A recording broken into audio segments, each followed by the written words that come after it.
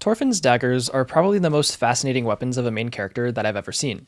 They're not super ornate or complicated per se, but the meaning that they carry is still so heavy.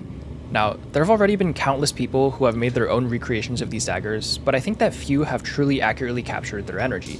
In this video, I'll be attempting to make the best real-world recreation of these daggers that I possibly can, so stay tuned to see how they turn out.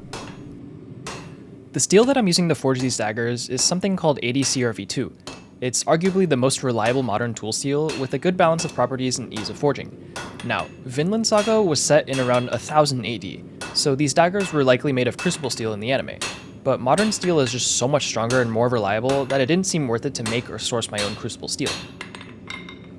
One of the first challenges of making these daggers is that they sort of look different in every frame of the anime, so even choosing the size of my starting stock was fairly difficult.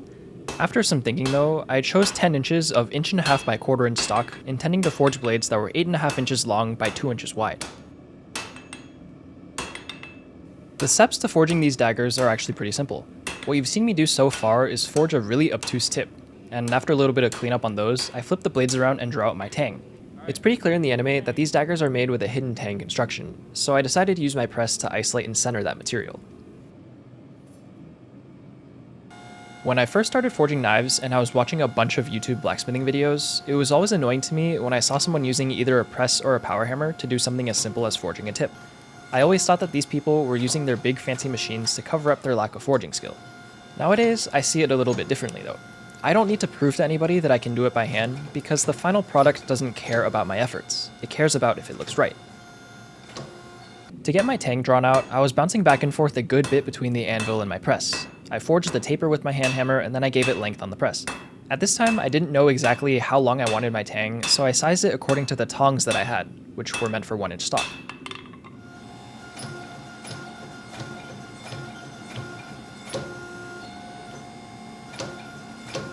The steel as it stands right now is 1.5 inches wide. To reach 2 inches, I need to add a 1/4 inch of width to either side of the blade. The thing is, I want to do this while still leaving a good bit of flat still in the center for the fuller. This definitely made the beveling process a bit more complicated than I expected, because not being able to touch the meat in the center of the blade means I need to forge a lot thinner edge to get my intended width.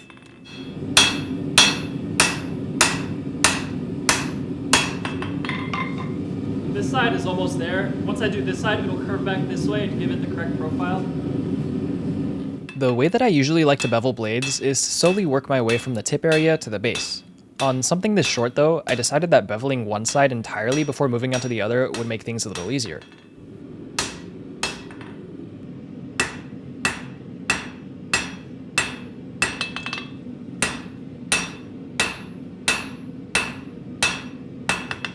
It's been more than 2 months since my last video, so I feel like I owe you guys a bit of an update. I decided to take essentially all of Christmas and New Year's off and enjoy some time with my friends and family. I went skiing in Banff, I played a lot of pickleball, and I even got to Electro 32 as a Town Hall 17 in Clash of Clans. Part of why I took such a long break is that I have a lot of big projects planned for 2026, and I felt that slowing down a bit before all of it was a good idea to avoid burning out. One of the projects that I'm most excited for is that I'm actually filming a beginner chef's knife course. It's going to be a 2-week-long shoot with a professional crew, and it's just going to be awesome.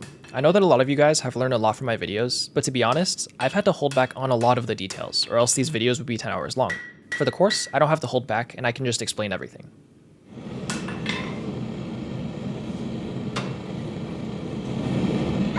Whew, that wasn't too bad. Modern steel is so much better than the crucible steel of the time that it's basically a spite match to even compare them. In fact, I'd wager that even if I didn't heat treat these daggers, they would have better mechanical properties than the ones made from 11th century crucible steel. Regardless, if these daggers are going to be leaving my shop, they need to have a proper heat treat. And the first step in doing that is normalizing them directly after the forging.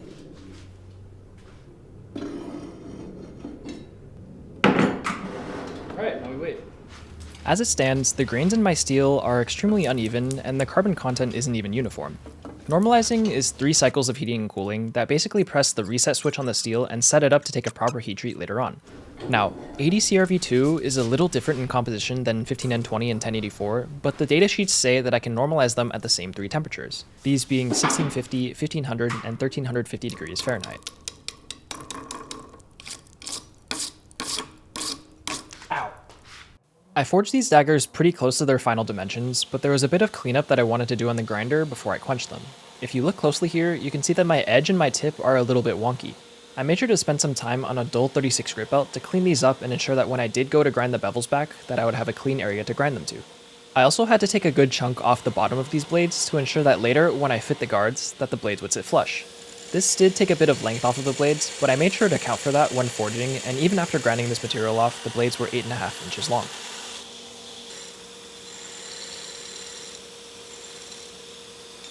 When it came time to clean up the bevels, I quickly realized that there really wasn't much material to remove. Going into my quenches, I like to have my edges no thinner than a nickel, and because I had to forge my edges thin to get my width, they were already pretty close to that. I didn't have much room to do anything here, so all I did was take off some scale and center the edge just a little bit. When I was happy with that, the last thing that I did was I put a welding magnet on the blade and I cleaned up my flats. I honestly don't know why I did this now and not after the quench, but it didn't end up hurting anything.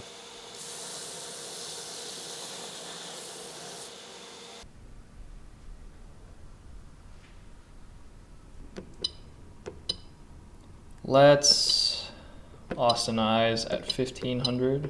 I feel like it's a pretty safe temperature for ADCRV2.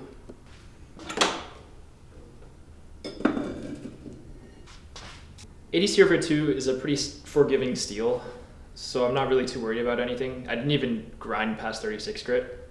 We'll see if I eat my words. Okay, dagger number 1.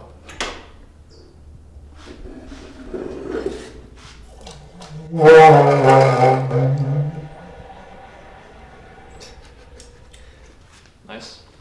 That doesn't look too warped at all. Lots of gray, which means I think it's hard even without checking with the file. I'll still check it later, but that still looks pretty good. Blade number 2.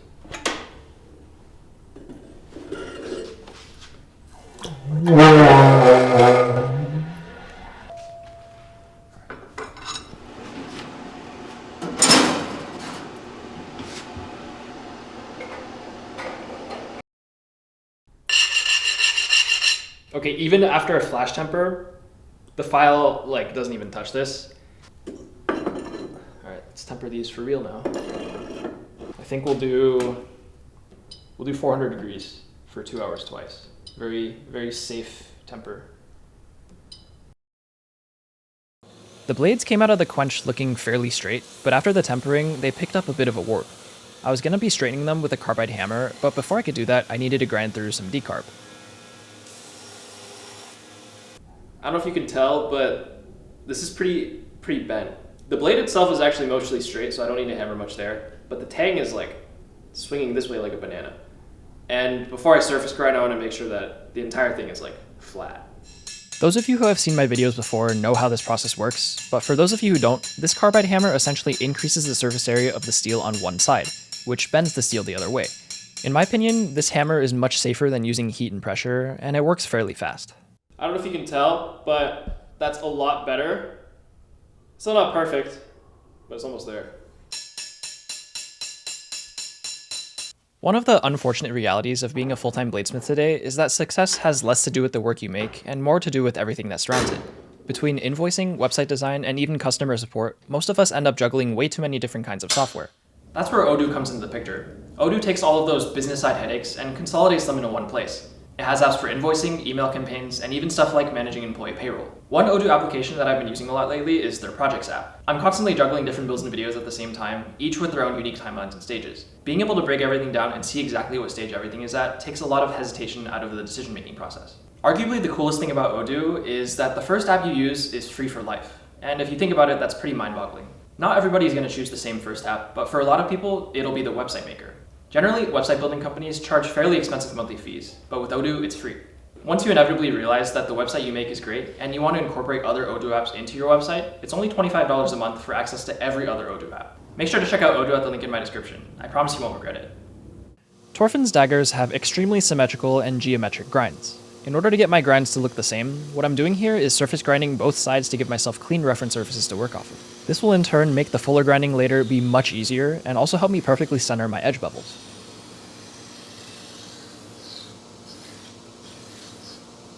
This surface grinding process really didn't take too long because all I was trying to do was get some clean surfaces, not remove a lot of material.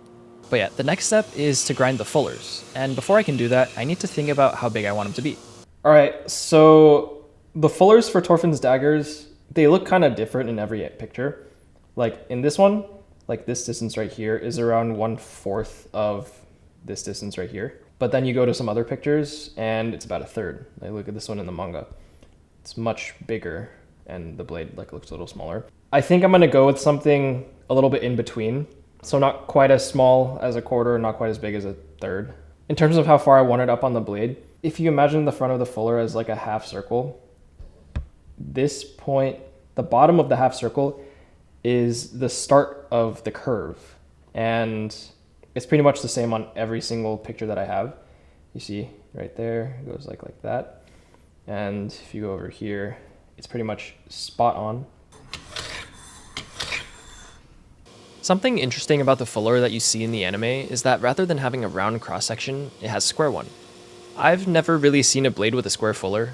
Even historically, the worst a blade could have is a triangular fuller. This makes me think that this was a stylistic choice by the animation team, so I'm gonna ignore it and cut a round fuller instead. Earlier, you saw me scribe 2 lines on these blades, and what I'm doing here is I'm first setting the fuller so that it's easier to grind without the grinder slipping out of the groove, and then I'm slowly edging the grind line closer and closer to the scribe line. I haven't had the opportunity to do too many fullers in the past, so this was a pretty fun step.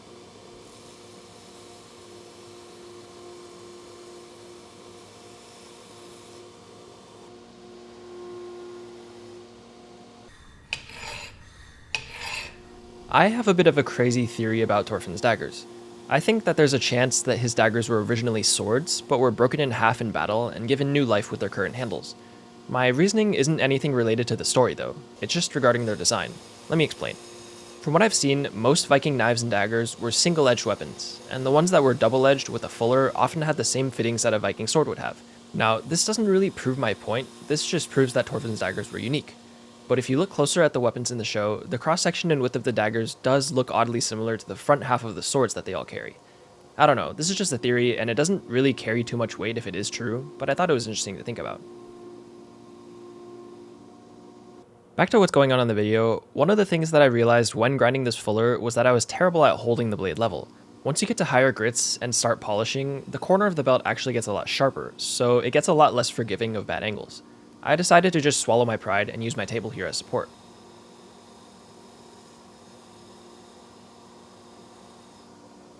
Once I was happy with how the fullers looked, it was time to grind in my final edge bevels.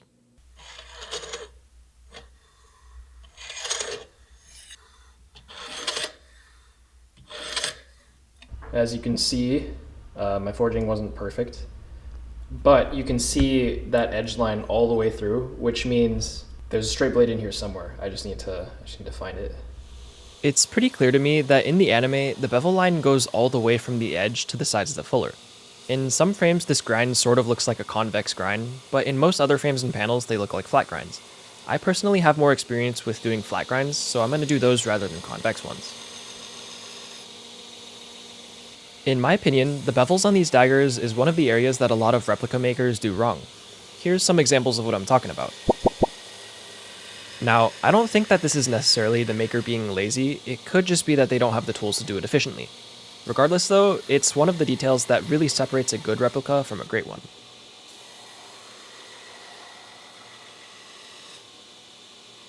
The question is now whether I should put a bevel right here or keep it like round, you know? In a lot of shots, you don't see a line. You see that? There's no line. You look at this one, there's no line. But in this one in the manga, you see a line. I can't tell if it's because the angles they show it at, like, it just doesn't make sense to draw a line. But I think I'm gonna try and grind a line in here. It's the more difficult thing to do, and I think you guys will appreciate that. This grind right here is probably more difficult to do than even the fuller. It's sort of hard to explain why in words though, so I decided to just draw what I mean instead. This is the cross-section of the parts of the blade with the fuller. This is the cross-section of the tip with no fuller. As you can see, the angles are completely different. I need to somehow get these to join up at the transition point, but still have both areas give off the effects of having their own individual cross-sections. The best thing I can do here is just grind little by little and see how my lines move. It's slow and scary, but luckily it's one of those processes that always looks better the more you work on it.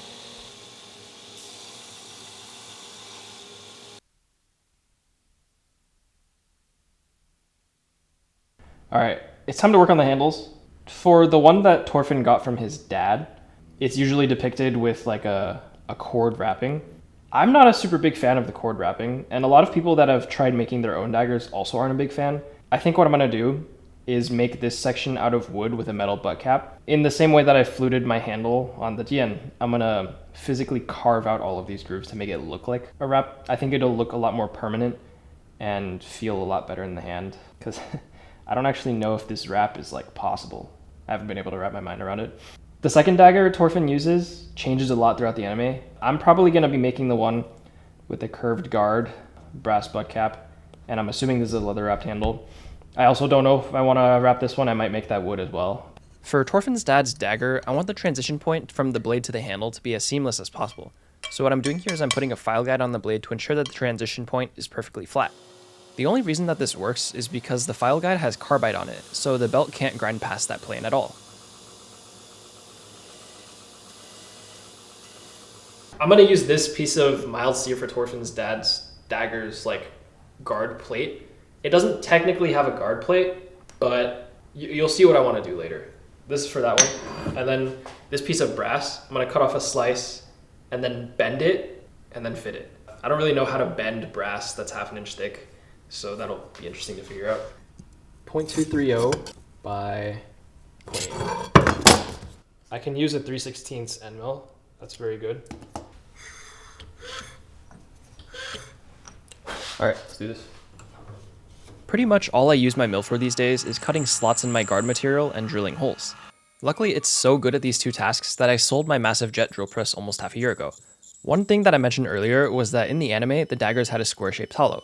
If I were to try and actually do that, I think I would just slap a large end mill into my mill and see if I can mill it out that way. God, I just said mill 3 times in a row.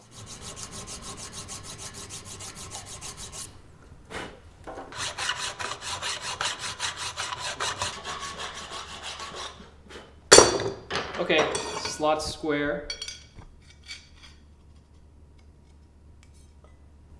What does this mean? All right. Ah, yeah. Still a tiny bit of gap, but that can be fixed a little bit later. I think now's a good time to just move on to the other guard.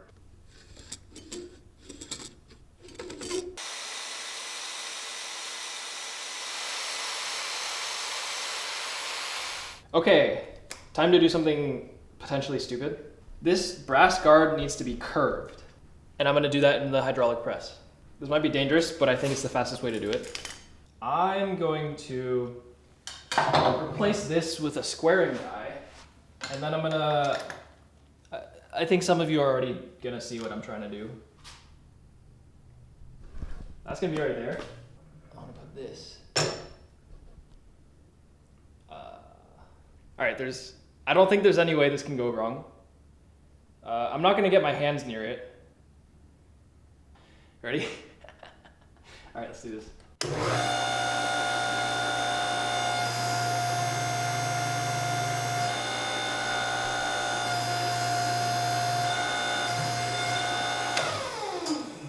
Okay, it's going pretty well so far. It's a little bit to the left, but...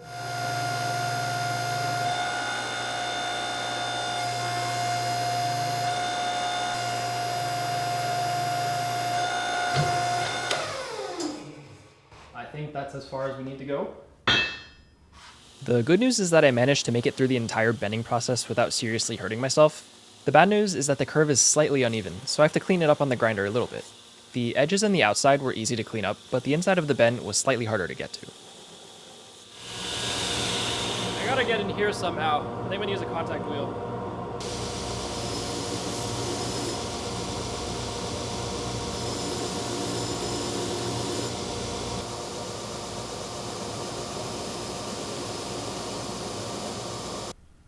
This is gonna be quite interesting. Damn, that was a perfect arc. The slot going through this is gonna be parallel, and my blade is gonna be like this.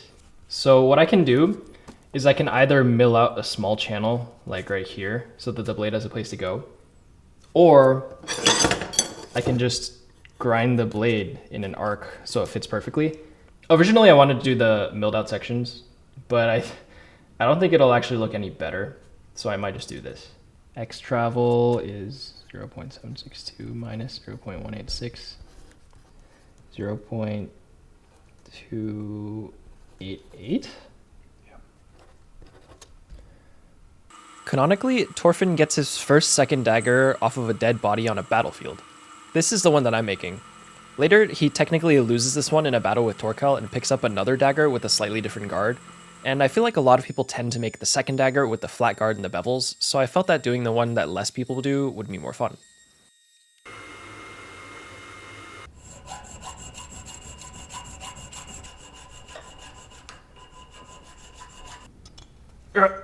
Come on.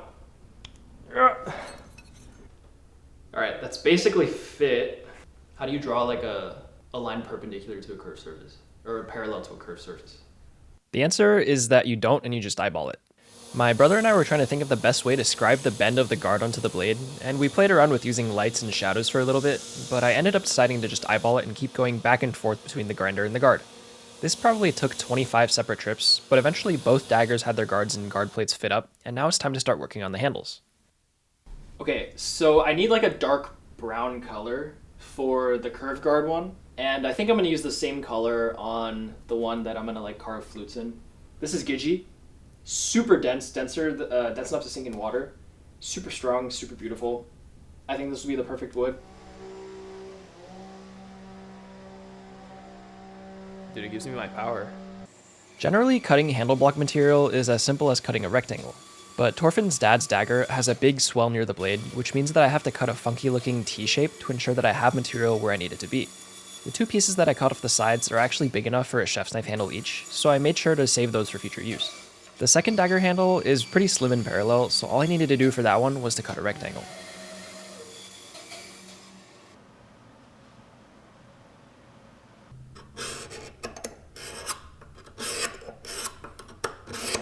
The secret is I have to go a little bit deeper because I'm going to be curving this to match. I tried to cut the slots here with a long end mill rather than a drill bit here, but the bit got clogged so fast before finishing the first hole, I decided to just swap to a drill bit instead. This cut a good bit better, but it sounded pretty bad. I have it turned on a lot here so you can't really hear it, but I'll turn it up for a bit so that you know what my brother and I had to deal with for this section.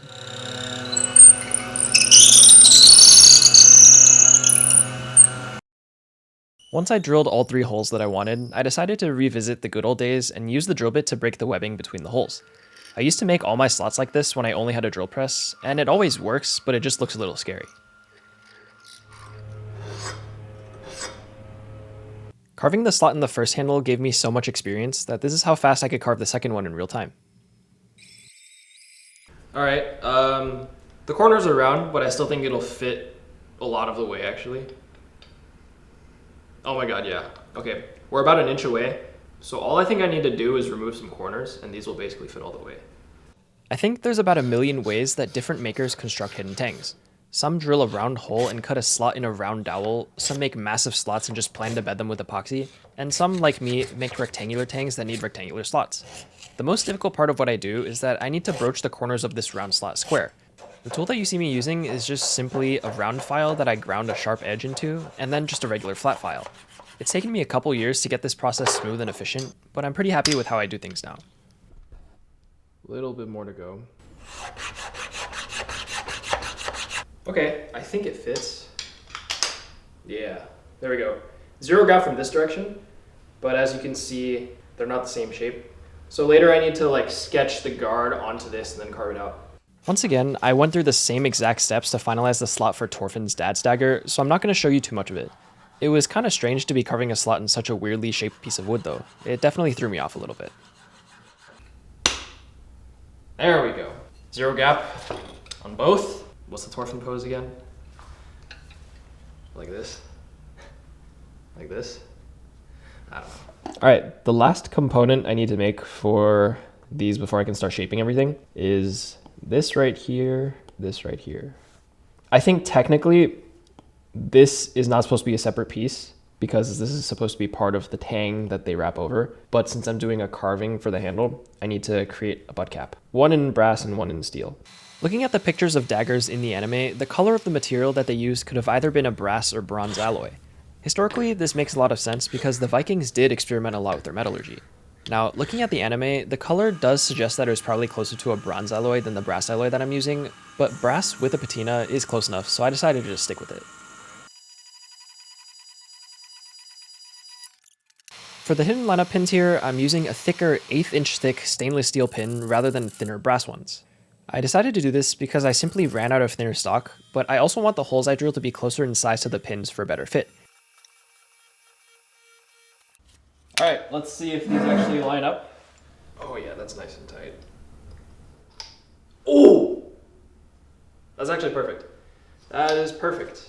They're not like held on, but they're guided into the same spot every single time. Later on I'll be epoxying it, so now I just need to do this for the steel, but we can just speed through that. Alright, let's see if these fit. There we go. Zero gap. That's what we want. It's a little chunky right now, but that's okay. Now that we have all our pieces made, it's time to profile them. It's kind of really hard to tell exactly how thick everything is, because like you have something like this. It's a rectangle, and it doesn't look super fat in any direction, but this picture right here is like ovular, and every other picture is an oval. Like even this one's an oval. I'm gonna do an oval, and since it's hard to get exact measurements and all the pictures are different, I'm just gonna do what feels right, and I think it'll capture the energy of what it actually is. To make things easier moving forward, I'm going to start referring to Thorfinn's dad's dagger as Dagger 1, and the other dagger as Dagger 2. Now, the first thing that I want to profile on Dagger 1 is the guard plate. It's incredibly oversized right now, so what I'm going to do is just cut off a lot of it with the bandsaw. I feel like past me would have just removed this material with the grinder, but it was so much faster to do with the bandsaw, and I didn't have to inhale a lot of metal dust. I knew that I wanted this guard plate to be fairly ovular, but unlike a circle, it's extremely hard to scribe a perfect oval. What I'm doing here is I'm scribing a uniform grid on my piece so that later it'll be much easier to know if my grinds are symmetrical. This is a trick that I know a lot of makers use, and it's for good reason. It works extremely well and doesn't take too much time to set up.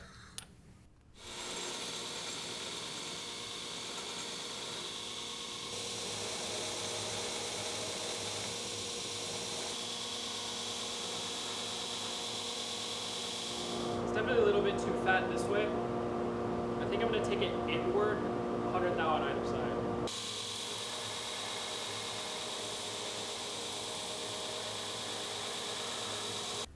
That feels a lot better. Now it's time to shape this, which is going to be interesting because once again, all of the primary sources have slightly different shapes. As of right now, the handle block of Dagger 1 looks pretty ugly. It's so ugly in fact that it doesn't even fit into a Tetris piece. My goal right now is to profile it and sculpt it into something that somewhat resembles the final handle, but also have it slightly bigger in all dimensions so that I can slowly whittle it down later and have it be perfect at the end. These yellow belts that you see me using here are new ones that I've been trying lately. I'm someone that's always on the lookout for new abrasives to save time on the grinder, and these Norton Razor Star belts were being hyped up by some friends on Instagram. Something that I've found myself to do in the past is that whenever I try new belts, I sort of placebo myself into thinking that they're better just because I want them to be better. But these belts right here might actually be better. Most belts tend to glaze over and stop cutting as fast as they did when they were new, but these belts cut faster for a lot longer. I'm gonna continue to experiment with them, but as of right now, they're definitely belts that I recommend. The yellow belt was so aggressive, and I was scared of making the handle too small, so I switched to a finer 80 grit belt to finalize the shape of the handle. One thing that was really difficult here is that the wooden piece I'm sanding right now is only part of the handle. I kept on sanding it and comparing it to the images I had, but I realized that this was super inefficient. So I decided to put the handle block onto the blade with the guard plate and shape everything that way. This definitely made envisioning the final shape a whole lot easier, and I was really happy with how it was looking. Okay, moving on to this one. First thing I'm going to get rid of is that gappage right there. I need the handle block radius to meet this in the same radius and have there be like zero gap. I have about a billion ways to do this. So... Whoa.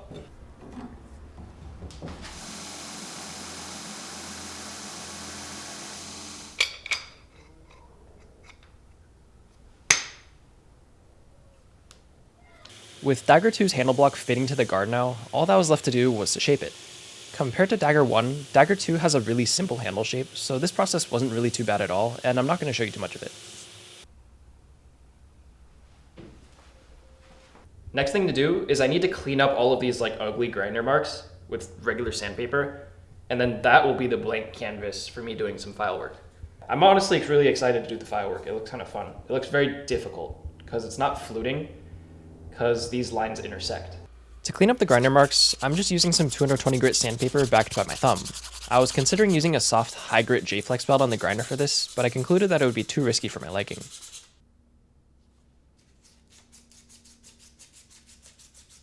This piece right here is going to be the metal, so all of the lines that I'm carving are just going to be the diagonal ones. One of the things I don't understand though, no matter what side you look at the dagger, everything goes upward. So does this cord right here go back up on this side, or does it do something different?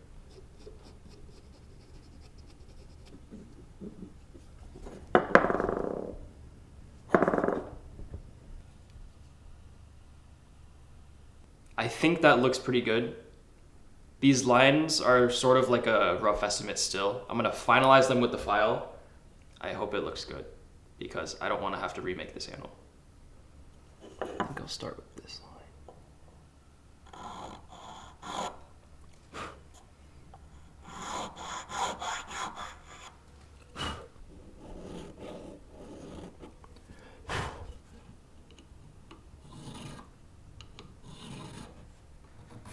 These should be mimicking like chord, and chord is always the same width. This one is 0.59. Should be the same on this side. 0.59. I just need to keep checking to ensure that it's the same thickness on both sides.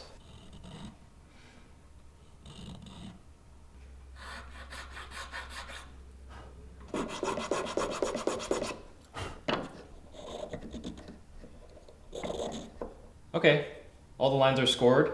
I think some people would stop here, but I'm stupid. I want to give these like depth. Right now it's just flat, flat, flat, but I want to make each of them slightly like domed. This might take a long time. To sculpt this braid pattern, what you see me using here is just a small triangle file. The acute angle of the file edge makes getting the depth that I need a lot easier than something like a square file. But after I'm happy with the depth, I do switch over to the square file to open the angle of the grooves up from 60 to 90 degrees.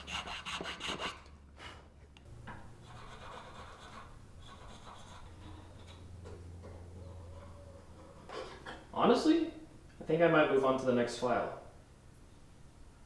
That definitely looks like Thorfinn's dagger.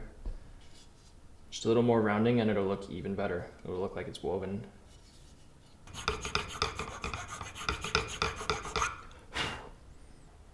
Okay, I'm pretty satisfied with these front two, but these were the easiest ones to work on. All right, nothing to it but to do it.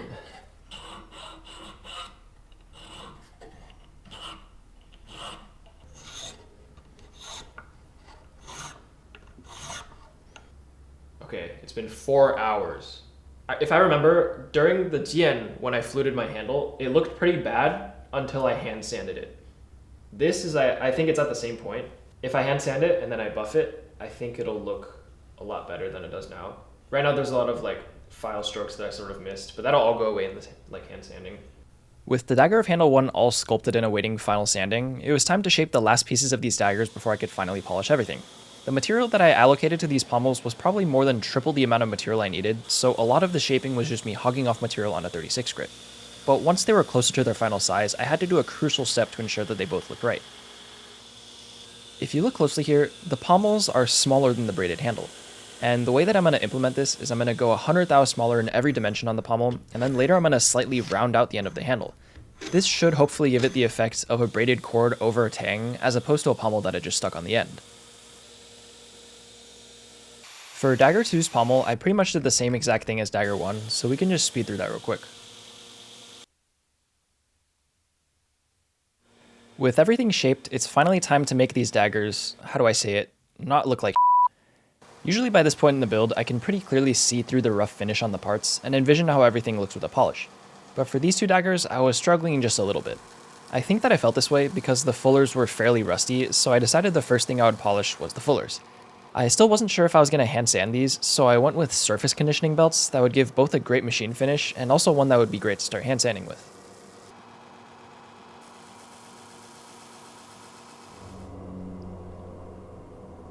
I'm honestly really happy with that. I thought I was gonna have to hand sand this, but I think this is like already good enough.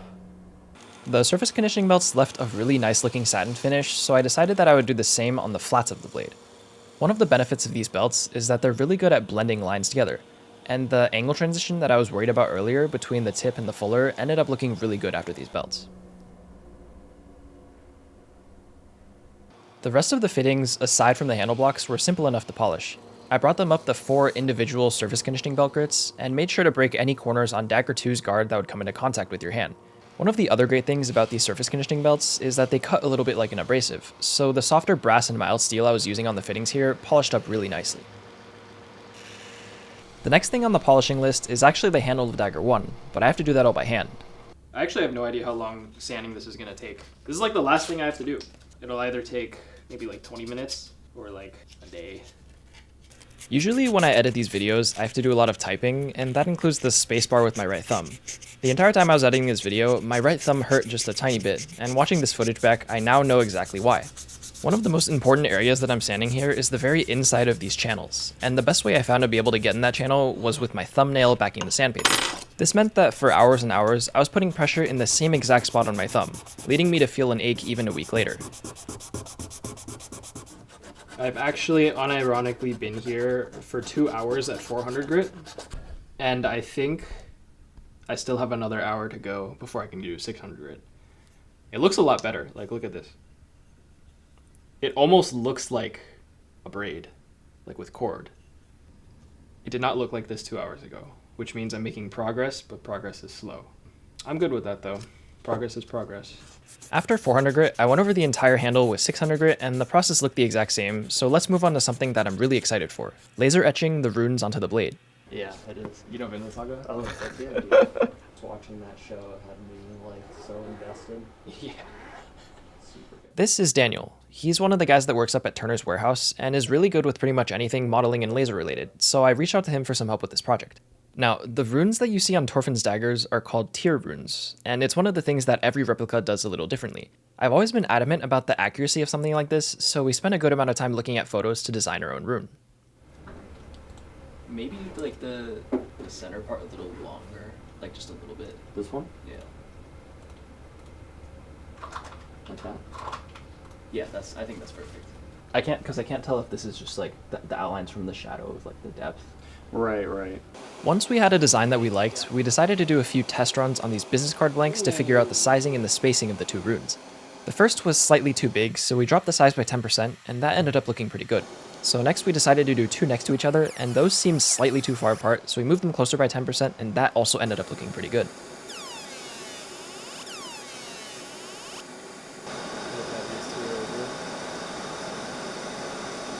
With the design looking perfect, it was now time to do a test on the tang of these blades. This was mainly to figure out how many passes to do and to choose a depth that looked the best. The tangs of these 2 blades were also heat treated, so they were the closest thing to the blade steel that I had to test them on. I've never worked with lasers before, so watching this machine work was really mesmerizing. It kind of reminded me of those coin cleaning shorts that I'm sure you've all seen before, except this was actually right in front of me. Anyways, the tests looked great, so it was time to finally laser them into the blades themselves. We decided on 50 passes for the depth and 2 coloring passes after that.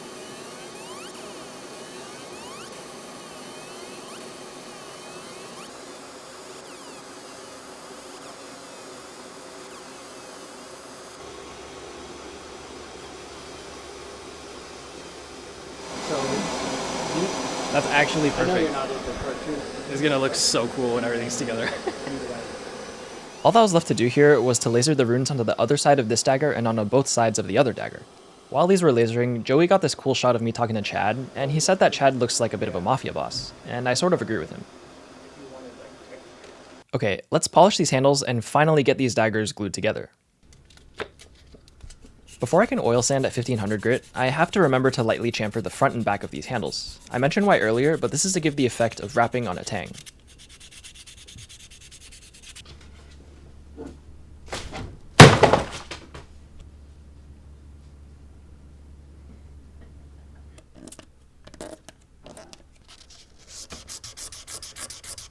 Oh, you can finally start to see the figure that I'm trying to reveal underneath. Yeah, with the buff, this is gonna look insane. Buffing this carved handle was a little more difficult than I expected. The insides of the carving are fairly hard to reach without specifically targeting a single channel, so I had to angle the handle and use the edge of the wheel to actually get in there. This took me about 4 times longer than any other knife would have taken to buff, but the final result was definitely worth it.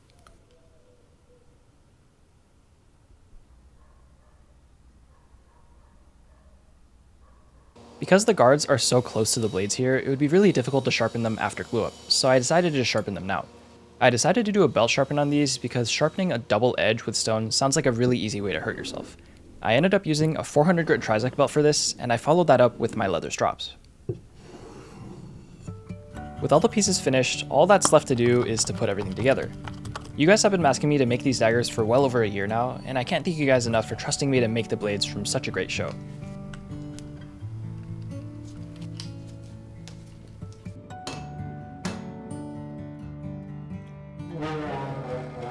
I think I'm gonna go with something.